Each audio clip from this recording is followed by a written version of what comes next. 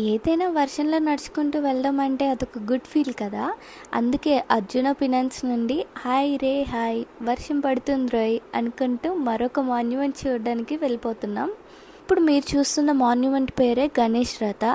అయితే గణేష్ రథ మనకి కృష్ణ బటర్బోల్ ప్రిమిసెస్లోనే ఉంటుంది. మనం ఆన్ ది వేలో చెక్ చేస్తే ఏ మాన్యుమెంట్కి ఎలా వెళ్ళాలి అన్న డైరెక్షన్స్ కూడా కనిపిస్తాయి.